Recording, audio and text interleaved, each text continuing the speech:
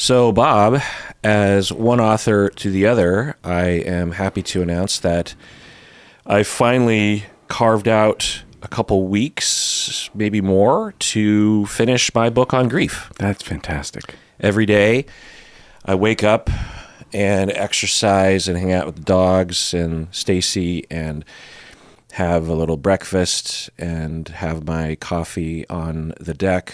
It's my perfect morning, and then I sit down, and for the next 10 hours, I sit in front of the computer and think and read and write and revise and marvel at how bad of a writer I am, but then feel okay about several revisions. And I've gone up and down with my feelings about this, this project of writing this book over the past 10 years. There have been times when I thought this is going to be the next, great book on grief. There were times when I thought this is a total piece of shit. What the fuck am I even doing with myself? Why do I even try? I wasted all that time. There were several years. There was probably a 5, 6, 7 year span where I didn't even work on the thing. I just kept threatening to because I planned to, but so many things kept getting in the way. And then the pandemic hit, and I was overworked, and it took me 4 years to finally scale back to, 50 hours a week. And I finally had the ability to bank a bunch of episodes so I could spend 2 or 3 weeks to work more, which is to write the book. But, it's easy work. But yeah, it's going well. The pace isn't too bad. I'm a little tentative to predict when I will be done, but I was basically writing the first chapter from scratch, and it's a pretty involved chapter of talking about my own grief and trying to do so while interweaving a little bit of theory and a little bit of commentary, and commenting on the thoughts and emotions and experiences. And I learned a lot writing this chapter. I made connections that I had never made before. And this loss was 35 years ago or something for me. It's a long time ago. And one that I have thought about and talked about, even in therapy. And yet, most of the grief I did not categorize as such. A lot of weird things happened to me around the time of my grieving. And I always saw them as disparate, anomalous, psychological and behavioral events. But, who knows? But it seems likely that they're related. It would make sense if they're related. And I laid it all out in the chapter. So I discover a lot of things. And I changed the tone of the book from an academic, one that was for clinicians and professors, to one that could be both for clinicians and professors and lay people. And it's very freeing to do that because academia requires a much more boring and harder to write style, Mm-hmm. So I can, in this new style, because all the upfront work that I did for 3 or 4 years was the academic side, all the research and the evidence and the literature and the data points and the various different science behind grief and theory and history, and that was the grunt work. Now I can, if I'm going to be half layperson oriented, I can sprinkle in just more common language and insert myself more into the story, which I think makes it more interesting. At least I hope it does. More folksy. Yeah, more easier to read, honestly. And I'm framing it like a discovery chronologically for me, which it kind of is. I mean it is, but there's some things where I have to kind of move them around chronologically, but walking the reader through what I discovered and the things that I ran into, because grief is bigger, more prevalent, and more central to our experience and the meaning of life. When we expand grief to what I believe to be what it should be expanded to, it includes not only death, of course, and not only loss of a job or a pet or a miscarriage, but even things like the loss of a hoped-for future, like an idealized relationship, or the loss of, or like the loss that I experienced when I thought I wasn't ever going to finish the book. The loss of that future, the loss of my identity as an author, the loss of the dream of writing because I have a book on supervision, but it's not. I like it, but it's not huge. It's not universally appealing to people because it's just about clinical supervision and mental health. But with grief, everyone, I contend, goes through grief frequently. And that's the other thing that I contend, is that by a certain age, all of us are grieving all the time about something. There's something that we have sadness and longing and symptoms around, whether they're pathological or not. You know what I mean? We don't typically frame it as such. We frame grief as a period of time that we go through that is noticeable and soon after. But, if I think about losses that happened 30 years ago, it still affects me. And if I really think about it, then it really affects me. And whenever I'm grieving a more current loss, I think those past griefs are piggybacking all the time. That's why I feel like whenever I'm watching a Pixar movie, each new one, I'm crying even more the next time, because I think life is just an accumulation of grief, really. I mean, not just, but a crucial element of life is the accumulation of grief. So I spent 5 full days in a row, 12 hours a day-ish, writing and finishing chapter 1. Good on you. But that was from scratch. The rest of the chapters have a lot of body that I've already established. It's just a matter of tying it together and doing a fair amount of cleanup, honestly, because I feel like I've improved as a writer since I wrote whatever the last draft, whenever I wrote it, 6-7 years ago. I'll undoubtedly throw it your way for some commentary. Well, I'm happy to edit it for you or proof it. Yeah. Yeah. Yeah, please. Yeah. Oh, good. I'm looking forward to that. Yeah. When's your book? Yeah, right. Yeah. Hey, did I tell you about my bathroom remodel? Which occupies most of my attention and... I mean, it's still it's a creative endeavor. And, oh, yeah. And it's satisfying to chip away at, right? Yeah. Where are you now? Putting up the shower wall, tile backer, and there's a cavity, a pretty big cavity that has no purpose. So I'm going to make a time capsule. Making a time capsule. Going to stick it in the wall. Meaning that, I think I've seen it, where there's a section of the wall behind the sheetrock, with the studs, where it doesn't really lend itself to be used as a closet or space in the bathroom. It's a little oblong, little piece of real estate in your house, and like a square foot, 2 square feet or something. Yeah, probably more like a cubic foot. Yeah. And you are going to put some stuff in it? Yeah. Like what? Well, I bought a fireproof, waterproof suitcase, like little suitcase. It's heavy. And I'm going to put some proof coins from 2024 in it. Some from what?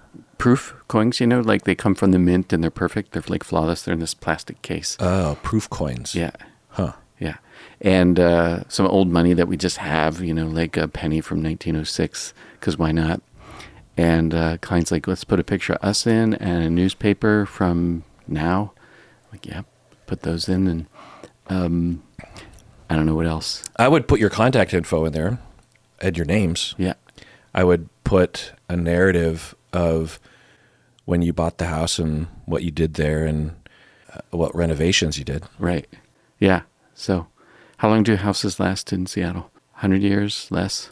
Well, we don't know, because a lot of the houses that were first built in Seattle are still standing. Yeah. So mine was made in 1951 or 53, and it's in good shape. And yeah. Listener Balas, he says, good old Balas, he's been with us a long time. He says, I am 28. I can be, his first question is, am I aromantic or asexual? I am 28. I can be confident and charming and thoughtful, but only when I meet a woman as a friend. If it's a date, then I am clueless on what to do. So I'm wondering if I'm aromantic or asexual. Let me give an example. Like at my first date, when I was 14, the girl wore something nice, and I didn't compliment her. Also, she left her hands on the table, and looking back now at 28, maybe she wanted to hold my hands. And after we ate our ice cream, I left because I had to do things, and I didn't get why she became mad. That was 15 years ago, and my dating skills haven't improved a bit. Someone told me that men are the ones who start to engage in romantic relationships, who start the romantic relationship. And I was like, what? Why did nobody tell me that men were supposed to begin the thing? So I asked around a couple people at work, and they all told me the same thing. Now I'm wondering if I'm asexual or aromantic, because that would explain why I am so bad at this. I grew up around women, so I never had any male guidance on this. I'm still not over a breakup, even though I haven't seen her in 7 years, by the way. I found out that a female friend of mine was in love with me years ago. I was in shock. I was in total shock. And I said, what? And my friend told me, so I found out that a female friend of mine was in love. One female friend was telling him that another female friend of his 7 years ago. And so I told her, this other friend, I said, what? I didn't know that. And then she said, I thought you knew. And she continues, by the way, someone who is not in love with someone doesn't bring them sandwiches when he is in the hospital, or change her clothes in front of him, or spend every day with him. And I said, well, why didn't she just tell me? How am I supposed to know if she doesn't tell me? And my friend said, and my friend became very angry, and she said, because nobody does that. She must have thought that you would reject her, and she hung up on me. I am a very kind, empathetic person. I can be the best friend in the world. I get people and relate to them. But when it comes to dating, I am clueless. I just don't get you people with this romantic side of yours. Am I an alien? I have failed. Bob, what do you think? Well, the way to know if you're asexual is if you're interested in sex with somebody or not. If you're interested in sex, then you are not asexual. And it doesn't sound like you're aromantic, because you think about this stuff a lot, and it sounds like you're interested in having an intimate or romantic relationship, because you wouldn't write us if you weren't. So I'd say that those are things you tell yourself based on, your own evaluation of your experience of, dating or whatever, that don't have anything to do with, your interest. So just looks like a distortion, and it might be that you're just terrible at it. Like maybe you're just not good at it, but that's okay. You don't have to be good enough. You have to be good enough at it. You just have to be good enough at it.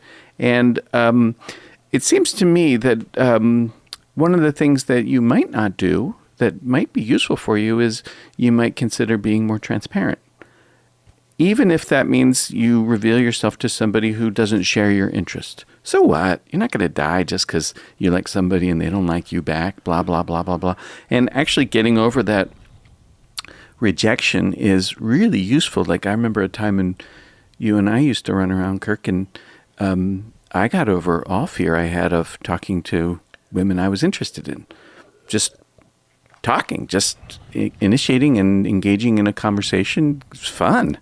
Yeah, it's funny to think back at that time because I didn't know then, but one could say that your butler syndrome was being used against you by me in that you were trying to be a good friend, you're trying to be a good pleaser, but, not like bending over backwards. No, I wouldn't say that. Trying to be fun, trying to be entertaining, trying to play ball.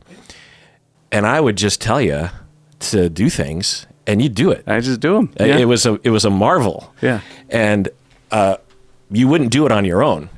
And so if I told you to do it, it was you would do it. And I, at the time, and I suppose I still do think this, that you would use my request or assignment as an excuse to just say, well, he told me to do it, so I'm going to do it. Yeah. I never told you to do anything that was harmful or humiliating we or anything. Do that. Yeah. And you were the life of the party, and you weren't obnoxious. You weren't creepy. You were loved and appreciated. Yeah, those are good days. So you got over those fears and those barriers. Yeah. So that's totally learnable skill to learn how to just talk to people. And that's what it was. It wasn't like Yeah. with the intent of getting in someone's pants. It was just with the intent of having a conversation, meeting people. Interacting. Who 99.9% of the time were just waiting for someone to come up and entertain them and give them something to do at the very least. Do you know what I mean? Right. Why not? Right.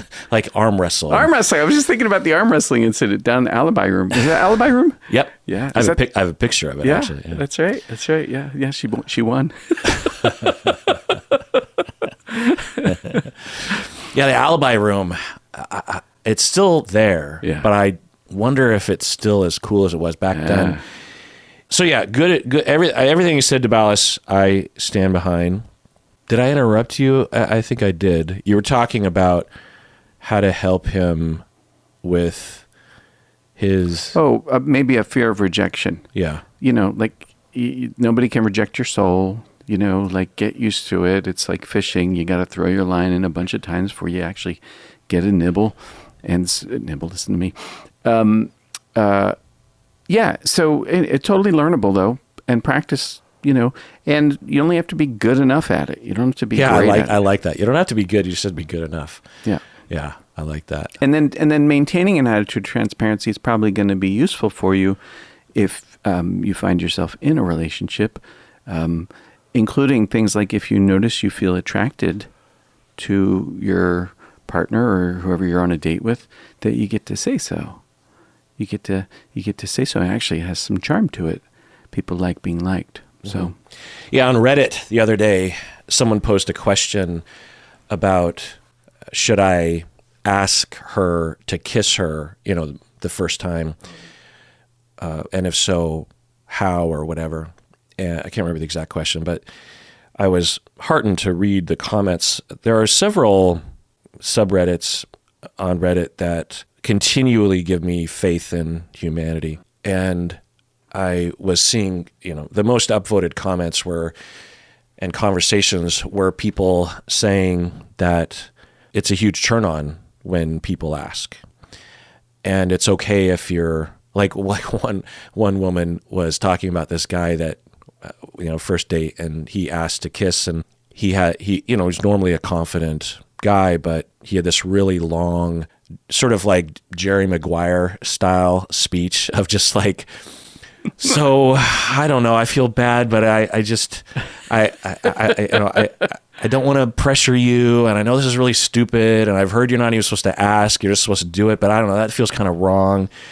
And I like you, and I don't want to screw these things up, and I've been thinking about it a lot, but, is it okay if I, you can say no if you want to, but is it okay if we might kiss right now, if only if you want to? And she said, it soaked her panties or something like that. And not everyone, of course, there's different preferences, different strokes for different folks, as they say, but it gave me faith in that people want genuineness. It's not about waiting 3 days to text, or having the right line, or dressing a certain way. That movie is about sincerity. Isn't it funny that movie is about sincerity? Like, that's kind of what wins the day. I think I've only seen that movie once. Oh, really? Oh. But I've seen so many scenes and heard about it so much. Yeah. And for Berto, it's one of his favorite movies. Yeah, I should rewatch it. But yeah, it is about sincerity, right? Because like he works for a major corporate talent agency office, and he gets fired. Jerry Maguire. Oh, you're talking about Jerry Maguire. I thought you were talking about Swingers. Oh. How did we get to Swingers? Oh, waiting a certain number of days before you. Oh, that's a common cultural silliness. Yeah. Well, that's what that movie. They have that whole scene about how many you wait 3 days. How long are you guys going to wait? 6 days. Yeah. Let me just piggyback off what Bob said. It sounds like you're just out of touch. Ballas, I know you're not from the States. I think you're from Europe somewhere, which is not very specific. But I'm going to take a guess and say that your society is pretty strongly in the camp that men are the ones who initiate romantic get-togethers or engagement or something. And if you're 28 and you had never learned that, then that's interesting. It's not a pathology, it's not a problem, but that just is another factor that might be at play here, that you're just out of touch. I'm not a fan of that gender requirement, and the more exaggerated that gets, the more horrible it gets, where as a woman, you're a slut if you even act like you want to be hit on, that kind of thing, let alone actually like assert yourself in a romantic engagement or initiation. But also, like, it puts this very weird pressure on men that it just is unfair to everybody. So, and maybe even gives them permission to exploit and be creepy, that kind of, anyway. But the fact that you've never heard of that before is notable, and just something to think about. But the friend who was yelling at you, just looking, I just want to say how much bullshit this is. She says, I thought you knew that friend liked you. By the way, someone who is not in love with someone doesn't bring them sandwiches when he's in the hospital, or change her clothes in front of him, or spend every day with him. That's what you said. And then you, Ballas, are like, I don't understand. How was I supposed to know if she didn't tell me? And then she's like, because nobody does that. And she hung up on you. Well, that's some major bullshit right there. Okay, fine. Maybe you're a little out of touch, but I don't know. Like, one, that's passive communication. Were you supposed to take the hint? Maybe. Would someone else take the hint? Maybe. But she could have said something. She has a mouth. She could have said, I like you. Or, hey, have you ever thought about you and I getting together? Or what, or, that long kind of drawn out thing I said earlier about, I don't want to pressure you, but can I kiss you? She could have done all sorts of things, and plenty of women do, by the way. And I'm guessing they even do in your culture. Maybe not much, but I don't know. And I'm guessing there's, even within the culture of passivity or gendered romantic engagement culture, I'm guessing there's more overt hints that she could have laid down. Like, so I'm just thinking about, like, when I was in high school, that's the last time I was sort of in this sort of context, and girls would tell their friends, and it would be implied or expected that the friend would go tell you. You know what I mean? It's like, I'm not telling, this is her. Yeah. I'm not telling you this so that you're going to go tell him, so it'll save me the slutification of actually hitting on him, or the risk of telling him directly. But I'm not going to say I'm going to dislike you if you don't, or whatever. If you do tell him that, blah, blah. I didn't say that right, but you get my point. And she could have done that. She didn't do that. And even if you were oblivious, it's kind of cute, because it means that you're not assuming, and you're not on the constant prowl, to get angry at you and hang up on you. Maybe she's in love with you. Maybe she's trying to passively tell you something. Interesting. Yeah, maybe. Yeah. The other thing is that you're looking back at this date when you were 14 and thinking about how much of a loser you were because you didn't hold her hands when she left her hands on the table. You're 14 and it's your first date. And the things you identify are not high crimes. I mean, you're thinking back that she left her hands on the table. Again, she could have asked to hold your hands if she wanted to fucking hold your hands. You ever look back on those times and think, what, you made a bonehead move here or there? Do you? Yeah. Like what? Oh, mostly shy. Some like getting, what? Like what do you mean? Like not saying to somebody that I was interested in them. And thinking that they might have appreciated it if you had? More like lost opportunity. But boneheaded things. Like I probably didn't floss enough. The last thing about us I'll say is that I don't know where you got the idea that being clueless about romance is an indication of being asexual, aromantic. Asexual and aromantic individuals are not necessarily clueless. They could be, but that's not a hallmark. And it makes me wonder, I don't know if I'm just affected by a recent conversation I had with a friend who had been led astray by social media, TikTok, Instagram, regarding what autism was. She asked me if she was autistic. She came to me. In my head, I know her well enough to think, well, probably not. But you never know. People mask. And so I did an assessment, an informal. I didn't diagnose her officially, of course, but she just wanted my professional opinion. And I spent a good amount of time in assessment because it takes a while to come at it from various different angles when you're talking about neurodiversity, ADHD, other kinds of things. And I concluded that she would not likely be diagnosed with autism if she were to be assessed thoroughly and adequately and competently, and told her so. And I asked her where she got the idea that she was autistic, and she showed me the social media posts, and the main one that she showed me listed 12 different signs that you are autistic, and not a single one was related to autism. It was all just things like, I'm trying to remember what was on there. It was, low self-esteem was one. Sure. A lot of people with autism have low self-esteem. Not all, of course. Many don't. But that's not a central feature. And plus, if you have low self-esteem, autism is not the first diagnosis I think of. I don't think of any diagnosis, It's not even, sure. Maybe depression, I guess, but not necessarily, right? It's just and plus, what do you mean by low self-esteem? I imagine you ask most people, they would say they have below average self-esteem. You know what I mean? Yeah, right.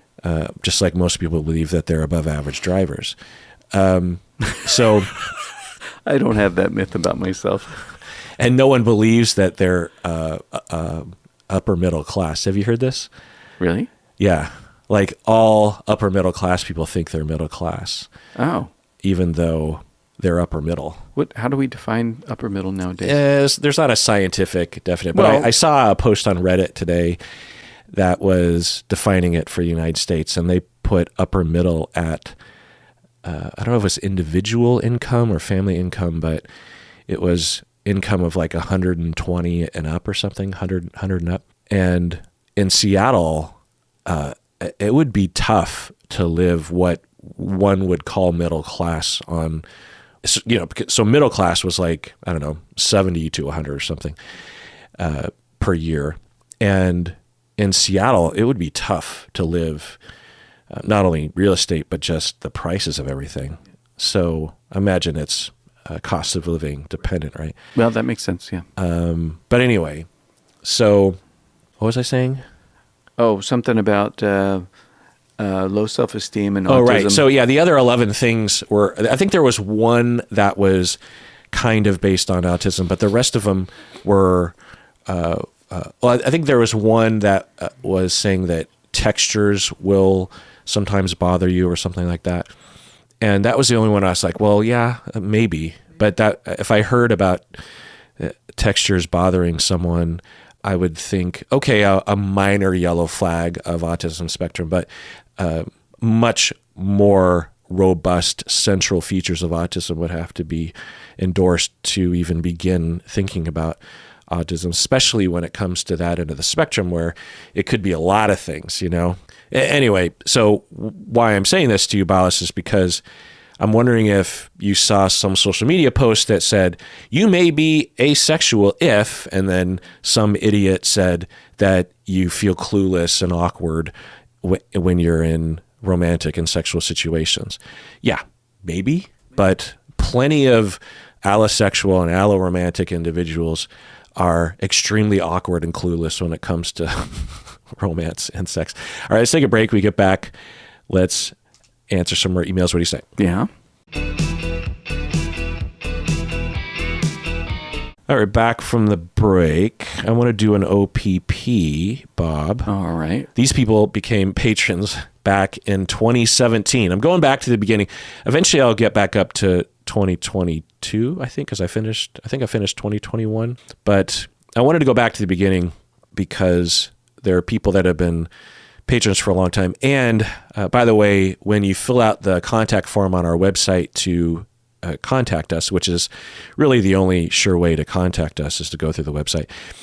And by the way, I recently spent a lot of time renovating the website. As you know, I reached out to you to edit your bio and stuff. So these people became patrons all the way back in 2017. Oh, and on that contact form on the website, there's a box that you can check that can indicate that you're a long-term patron. Oh, right on. Not just a patron, but a 3+ years Ooh, patron. I can check and see if I'm a long-term. I think I am at this point. But these people have been patrons for 7 years, Bob. We got Mary from China, Hong Kong. We have Michael from Trenton, Michigan. Michael has a great last name, but I have a policy of not listing last names. No one ever asks me not to list last names, but I just figure I don't want to dox people, do you know? What's that word mean? I don't know. I don't want, it's so funny, you're just not an online person. Doxing is to out their address and risk other people attacking you at your house, or have you heard of swatting before? I know what swatting is. Oh, okay. Yeah. Tanya from Houston, Texas. Oh. I feel like I've communicated with you. Zhao from New York, New York. Michael from Vienna, Austria. Austria, wow. Molly from Silver Spring, Maryland. Silver Spring, just one spring. Not Silver Springs, just one spring. Beck from Temple, Pennsylvania. Do you know where that is? Kathy from Kedron, Australia, or Kedron. Jill Forsberg, I'll do her whole name because she's a friend, from Seattle, Washington. She is a colleague and works at Antioch as a professor and was a student of mine. No kidding. A long time ago, yeah. Wow, amazing. Kyla from South St. Paul, Minnesota. So there's St. Paul and there's a South St. Paul. Inside the Boards from Lorain, Ohio. And Liesel from South Africa. Thank you so much for becoming a patron and staying a patron for 7 frickin' years, y'all. Okay, Bob, I have a question for you. A listener wrote in, Linda, or not Linda, I'm looking at my emails here. The email is from middle tier patron Raquel from Chicago. Oh, yeah, right, Raquel. She is curious about your top 3 favorite colors. Oh, yeah. Because she's working on a project and she wants to incorporate them. Maybe for the 16th live show, that, because I've asked people to send in their fan art that I love to put up in my office. So Berto gave his favorite colors, which were cerulean blue, light cerulean blue, and coral. I think he's joking because I think all those are the same color or very similar colors. Coral's like a orangey peachy. Okay. Isn't it? Rebecca said forest green, aqua, and midnight blue. That's interesting. What color's aqua? Is that like a blue-green, like a light blue-green? Yeah, like turquoise. Turquoise. Aqua. I mean, I don't know. Oh, boy. Don't ask me. Here we go. But you're going to get But doxed. what are your three? What are your three? I don't really have favorite color, but if I had to choose, I'd say like royal blue's nice. Royal blue. I'm going to Yeah. type this in. Yeah, like Kelly green, like Irish green. Kelly green. See, look at you going with some classic names. Yeah. And plaid. I was looking at T-shirts today from my favorite podcast, TBTL. I bought 3 T-shirts from their merch store, and the colors, the names were so difficult to decipher. One color was brick. What color is brick? Oh yeah, to you? right. Well, it's like a deep red that's got sort of brown in it, maybe some orange, but it's deep. Okay, fuck. Because Like almost like rust, but not quite. I was trying, because I saw the colors in the pictures, Yeah. and I was trying to buy like a gray, but I couldn't see anything that said gray. Oh, I think you got red. I think I probably got red. But there was Reddish. another color called like berry, Oh yeah. Uh-huh. and that there was only one kind of red. So I thought, well, that can't be the brick, because that's got to be the berry. And then there was an ivory, but the one that I think was ivory was more of like a yellow, like a muted yellow. Huh. Well, yeah, ivory is sort of yellowy. But when I think ivory, I think of an off-white. Yeah. Plus, when I see yellow, just say yellow. Well, Why do you have to be so convoluted? I don't know. Why brick? Why not just let's dox the motherfuckers. see? You give a boy a new tool and he just runs with it. Royal blue. There's Seed Love's Executioner on your wall there. Yeah. That's brick. Okay. Ish. Well, fuck. That's fine, I guess. That's a good color. All right. Royal blue, Kelly green. Oh, I got to come up with a tartan plaid. I don't know. That's not a color. Yeah, purple. Let's go purple. Really? I don't know. You're not a purple? I don't know. I don't know. Do you like black? Do you like white? Do you like so you got blue and green in there. Any kind of reds you like, or other different greens, different blues? If I had to pick, I'd say what I really like is all of them. What about Penn State blue? Oh, Wait, is it Penn blue? Penn State. I'm always getting those two fuckers mixed Oh, up. well, the Penn people really hate it when you call Penn State. Because Penn is the Ivy League and Penn State is the shitty state school. Yeah. I went to this shitty state school. My nephew and my brother went to the Ivy League one, so of course I sent my nephew a Penn State shirt because I'm like, get used to it, kid. Yeah. Penn State, Nittany Lions. You have that blue. It's like a navy, almost a navy blue. Yeah, they call it navy blue. I mean, you can say white because that goes with the navy blue. Yeah. I like navy blue. But the thing about colors is when I think about them, it's sort of like if you picked one out, like a really cool color, like say sky blue, it's like, that's a really cool color. Yeah. And maybe we should put that down as my third. Okay. It's a really cool color. And it's just one color. But when you put it in the rainbow, man, then it's really cool. Like they're all cool. They're all great. See, look at you, Mr. Inclusion. I'm very inclusive, yeah. Mm-hmm. Anyways, hey, Raquel, thanks for the birthday card. For me, I don't know. Oh, yeah. What do you got? Oh, you made me choose. I like... Apparently not brick. Well, in my kitchen, I have a certain... Well, I guess if I just looked at my office... Yeah. Because maybe the thing would reside in my office. Yeah. I like... I don't know what you call, like, walnut. Walnut. That's because all my furniture is walnut. Is Grogu walnut? Is that his is that walnut? No, walnut is this. It is? A walnut wood color. Okay. Wood color brown. Wood brown color. Walnut wood brown color is what are they? Oh yeah, walnut's lovely. It's like a rich kind of a tannish it's brown. It's deeper than, like oak or whatever. It's just called walnut, but the code is something that I won't bore everyone with. And then, let's see. The other color in my office is this kind of what I call gray blue. Yeah. Dark gray blue. Yeah, that's pretty close. So the color code is something I won't bore everybody with. And then other color in my office is I have pink. I have my grandma's kimono. It's kind of a muted pink. Yeah, that's nice. That's silk, right? Muted pink. All right. So I can reply to Raquel. Let's take a break. We get back when we email. What do you say? Yep. All right, you're back from the break. I really hope that the listeners are okay with us rambling about shit like this. Okay. When you say us, how dare you? Anonymous patron, she says, I'm a huge fan of all you do.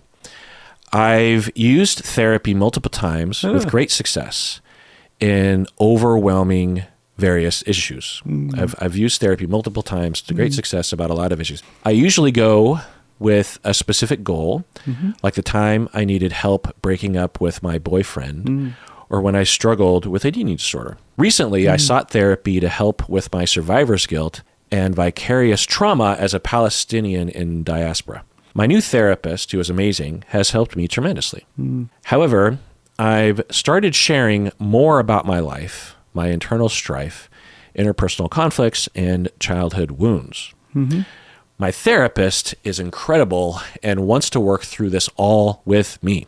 The problem is I feel overwhelmed by the guilt of this one-way relationship.